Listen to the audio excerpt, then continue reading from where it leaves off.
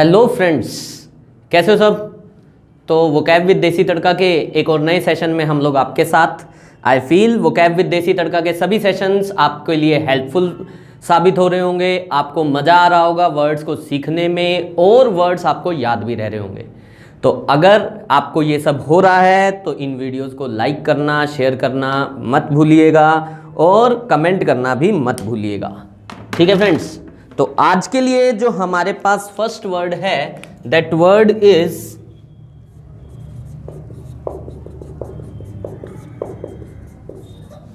आज के लिए जो मेरे पास फर्स्ट वर्ड है दैट वर्ड इज इम्पेंडिंग। जो फर्स्ट वर्ड मेरे पास है वो वर्ड है इम्पेंडिंग। और अगर मैं बात करूं इम्पेंडिंग की तो इम्पेंडिंग वर्ड अपना मीनिंग खुद अपने अंदर बता रहा है। देखो क्या कह रहा है, कह रहा है जी आई एम पेंडिंग। इम्पेंडिंग अपना मीनिंग खुद बता रहा है, कह रहा है आई एम पेंडिंग। मीनिंग होता है about to happen. Impending word का मतलब होता है अबाउट टू हैपन, जो चीज अभी होने वाली है। बोलते हैं हम उसको क्या, इम्पेंडिंग। इम्पेंडिंग का मतलब होता है समथिंग गोइंग टू हैपन, जो चीज अभी होने वाली है। तो वर्ड अपना मीनिंग खुद बता रहा है, कह रहा है आई एम पेंडिंग, मैं बचा हुआ हूं, होने वाला हूं, अबाउट टू हैपन। इसी इम्पेंडिंग वर्ड का मेरे पास एक सिनोनिम है विच इज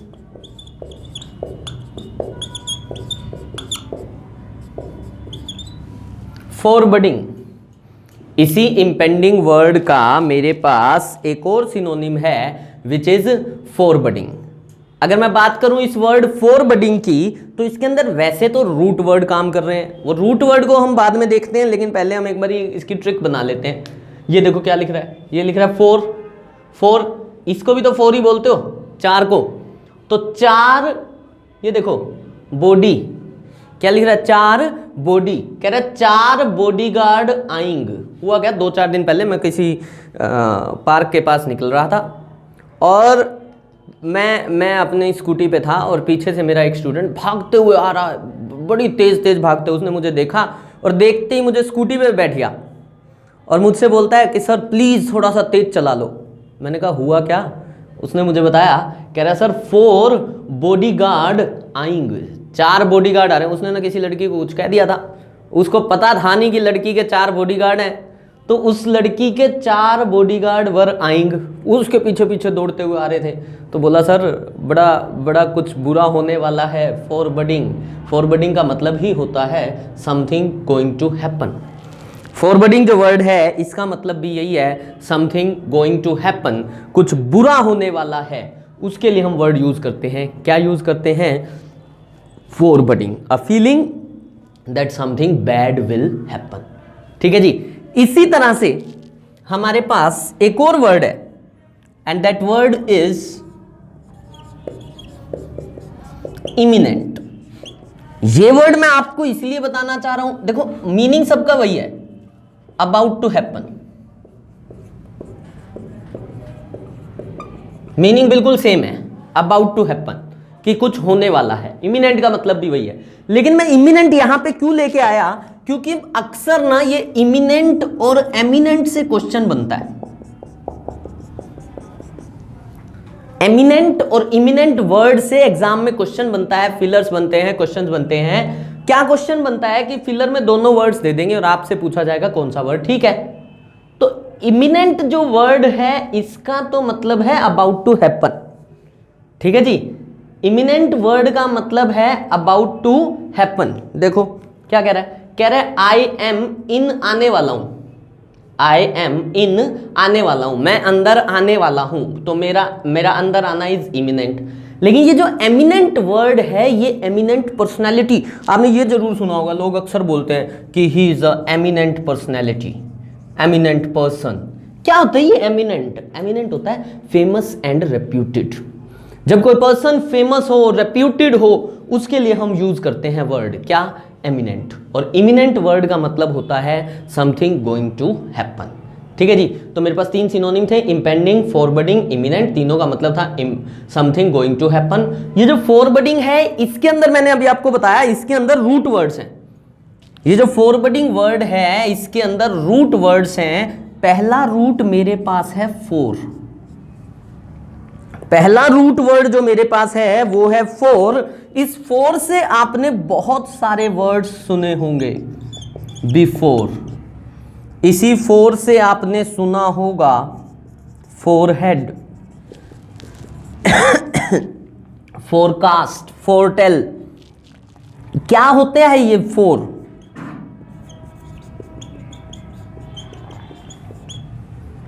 होता क्या है ये फोर?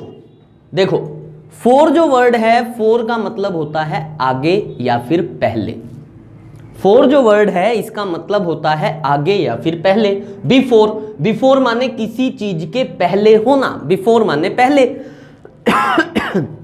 Excuse me. ऐसे ही वर्ड है फोरहेड। हेड मेरा ये है, इसके आगे जो चीज है that is my forehead. Forehead होता है माथा। Then we have foretell. Foretell word में फोर माने आगे, टेल माने बताना। फोरटेल हो गया आगे की बताना। ठीक है जी। तो ये फोर का मतलब हो गया आगे या फिर पहले। इसी फोरटेल से वर्ड हम ये भी बना देते हैं फोरटेलर। ठीक है जी। तो ये सब वर्ड्स के अंदर ये एक रूट वर्ड काम कर रहा है। और कौन सा रूट वर्ड काम कर रहा है? That root word is fore. और फोर का मतलब क्या है? फोर का मतलब है आगे या फिर पहले। तो बिफोर, फोरहेड, फोरटेल, फोरटेलर, सब में ये फोर वर्ड आया। और इस फोर में भी तो यही फोर वर्ड आया। तो फोर का मतलब हो गया आगे। फोर का मतलब क्या हो गया? आगे। और फिर मेरे पास दूसरा जो रूट वर्ड कहूं, या मैं इसको एज अ नाउन भी यूज किया जाता है इस वर्ड को, दैट वर्ड इज बोर्ड। जो दूसरा वर्ड है मेरे पास वो वर्ड है बोर्ड। और बोर्ड वर्ड का मतलब होता है to be a sign of something. Bode word का मतलब होता है to be a sign of something. किसी चीज का संकेत होना। और वो चीज गुड भी हो सकती है और बैड भी हो सकती है। ये बोर्ड होता पता क्या है? अक्सर बोर्ड एज अ वर्ब भी यूज होता है। तो इसको यूज करते हैं, जैसे कई बार आपको सेंटेंस मिल सकता है, it does not board well.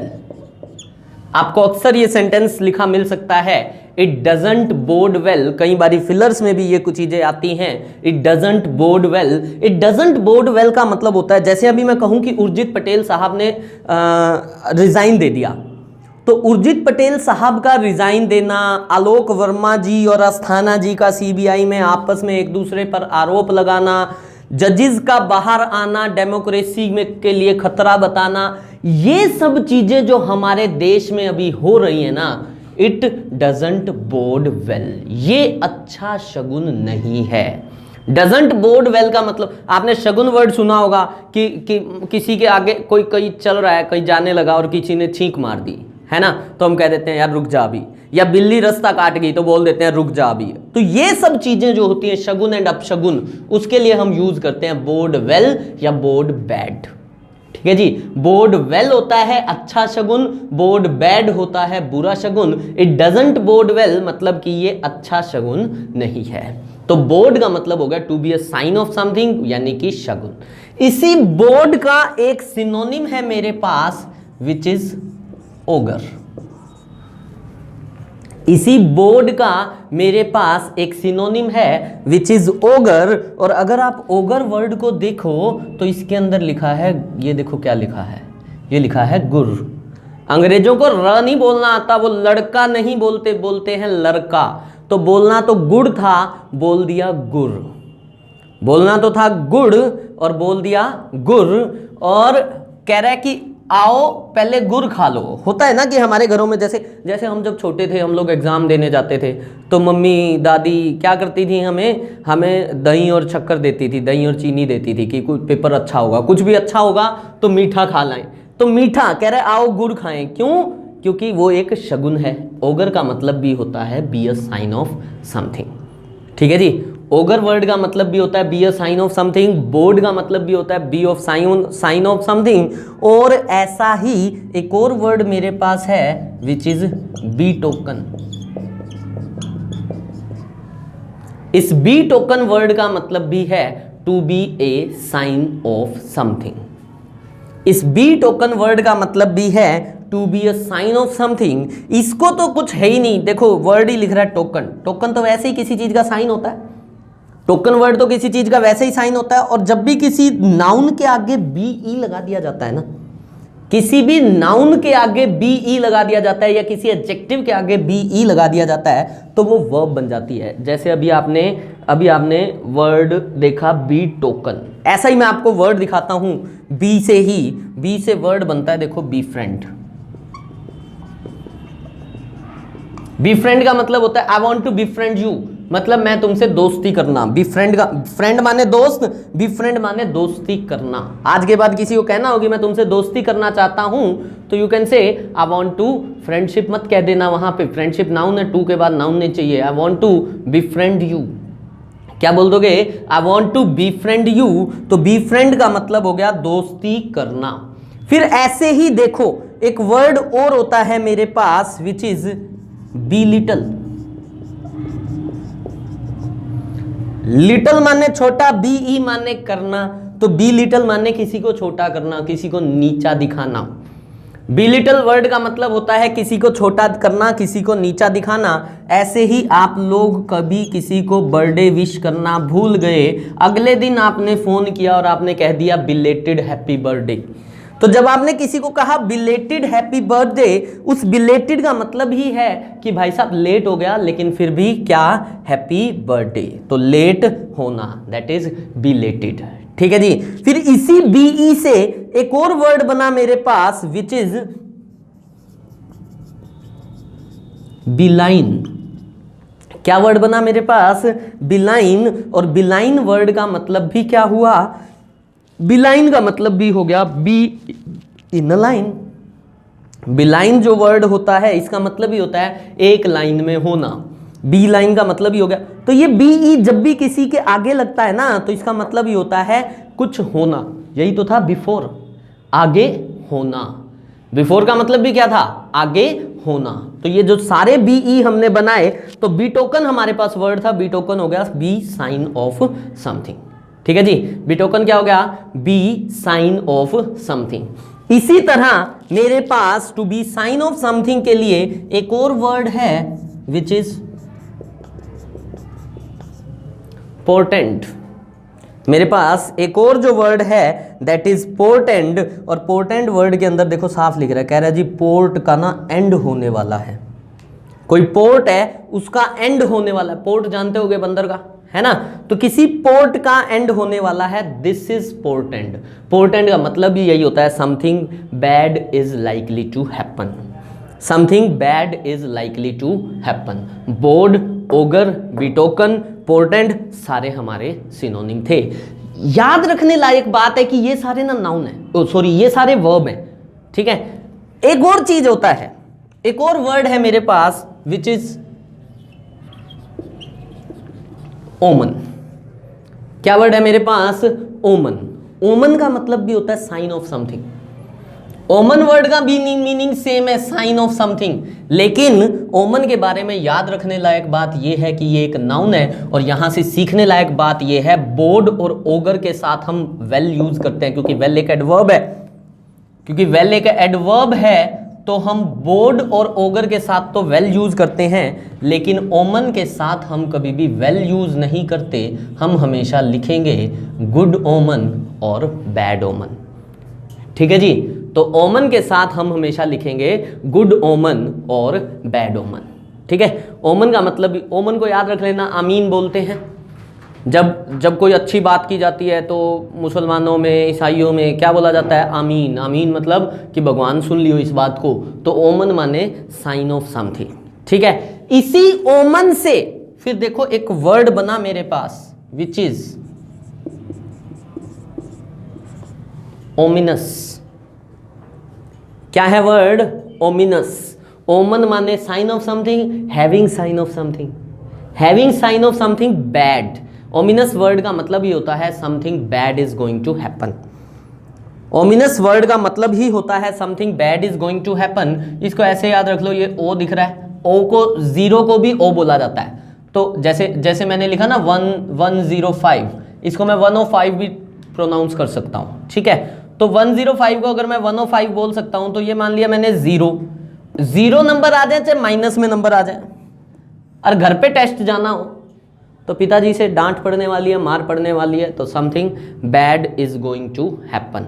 Word है मेरे पास ओमिनस, ओमिनस का मतलब क्या बना, something bad is going to happen, ठीक है जी।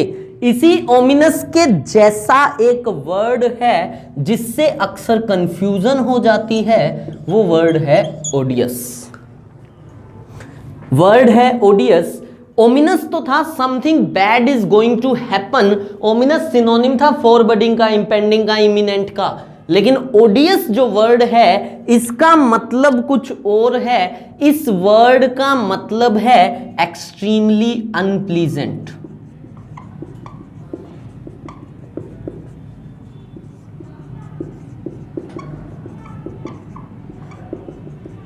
जब कोई चीज हद से ज्यादा खराब हो उसके लिए हम वर्ड यूज करते हैं ओडियस। क्या यूज करते हैं हम उसके लिए, ओडियस। ओडियस वर्ड के अंदर आप अगर ध्यान से देखो तो लिख रहा है जी ODI। क्या लिख रहा है, ODI। ODI शायद आपको पता होगा, वनडे इंटरनेशनल को क्रिकेट के अंदर ODI बोला जाता है। तो ODI में आपको पता होगा यूएस की कोई टीम ही नहीं है, ODI में यूएसए की कोई टीम नहीं है। क्यों? क्योंकि उनकी जो परफॉर्मेंस है ना that is extremely unpleasant, extremely bad. ओडियस जो वर्ड है इसका मतलब ही होता है एक्सट्रीमली अनप्लीजेंट, एक्सट्रीमली बैड, ठीक है। इसी ओडियस का एक सिनोनिम होता है जिससे रिलेटेड एक वर्ड हम पीछे कभी कर चुके हैं। इसी ओडियस का सिनोनिम है एक्सिक्रेबल। क्या सिनोनिम है, एक्सिक्रेबल। और एक्सिक्रेबल वर्ड बना किससे, इससे रिलेटेड वर्ड हमने एक किया था एक्सिक्रेट। इससे रिलेटेड हमने वर्ड किया था एक्सिक्रेट। अगर आपको याद हो हमने इसको लिंक किया था कि मेरी एक्स का सीक्रेट, मेरी एक्स का सीक्रेट अगर कोई मेरी वाइफ को बताएगा, मतलब मेरी वाइफ को नहीं पता कि मेरी एक्स थी, और मेरी एक्स का सीक्रेट अगर कोई मेरी वाइफ को बताएगा तो मैं उससे क्या करूंगा, मैं उससे करूंगा नफरत, हेट। और एक्सिक्रेबल हो गया हेटेबल, यानी कि एक्सट्रीमली अनप्लीजेंट। जो हेटेबल है, जिससे नफरत हो, घृणा के योग्य हो, उसके लिए हम वर्ड यूज करते हैं क्या, एक्सिक्रेबल या ओडियस। या इसी तरह मेरे पास एक और वर्ड है इन्हीं का synonym which is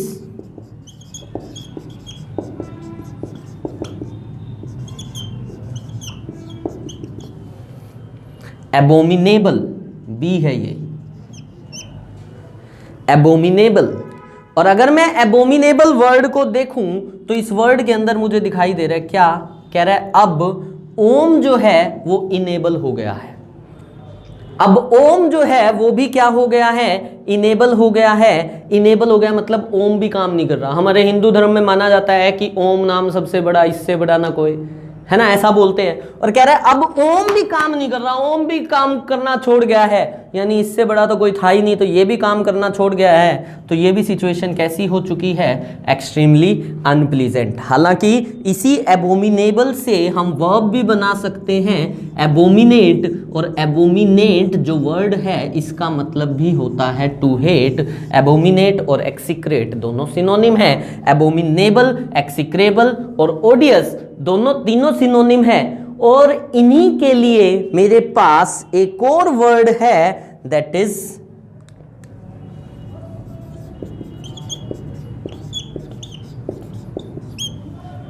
abysmal.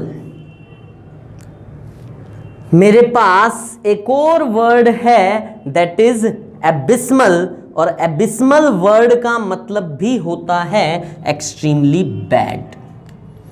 Abysmal word तो ना शॉकिंग एंड बैड लिखा जाता है।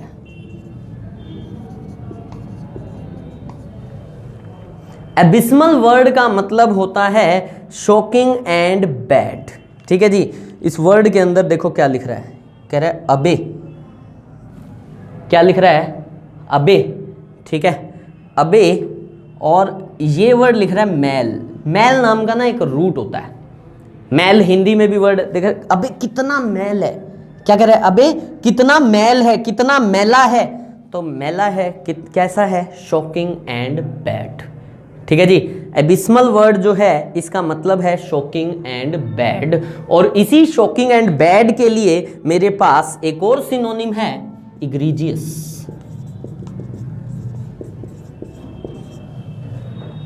मेरे पास एक और सिनोनिम है विच इज इग्रीजियस। अगर आपको पिछले वर्ड्स याद हों, रूट्स याद हों, तो हमने ई का मतलब आउट सीखा हुआ है।